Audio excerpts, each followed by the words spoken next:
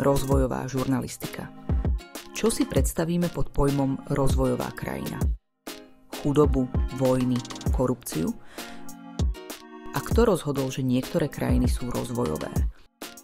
Rozvojová žurnalistika si kladie práve tieto otázky. Stojí na 4 princípoch. Schopnosti nazerať na svet očami iných. Témach spojených s rozvojom a udržateľným rozvojom. Uvedomení, že sa čoraz viac tzv. Rozvojových a humanitárnych tém, ktoré nám boli donedávna vzdialené, stáva aj našimi témami a napokon dávaný hlasu tým, ktorých nepočuli. Nie je to len o tom, že napíšeme článok o Afrike. Je to o tom, že prestaneme vnímať svet cez dichotómiu my a oni, rozvinutý a zaostalý, civilizovaný a primitívny. A pozrieme sa naň očami iných. Rozvojová žurnalistika dáva hlas tým, ktorých zvyčajne nie je počuť. Ide o tzv. Underreported stories. Keď píšeme o klimatickej zmene, počúvame farmárov v Bangladéši, nielen vedcov z Harvardu.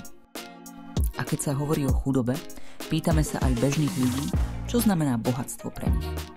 Kladieme si pritom nepríjemné otázky. Prečo meriame rozvoj, hlavne cez hrubý domáci produkt? Prečo považujeme za normálne, že jeden iPhone stojí viac než ročný príjem človeka, ktorý ho vyrobí? Rozvojová žurnalistika chápe, že témy ako migrácia, klimatická zmena či globálna nerovnosť už nie sú problémami a výzvami niekoho iného. Stali sa našimi spoločnými celosvetovými rozvojovými témami. Nejde o láskavosť voči chudobným.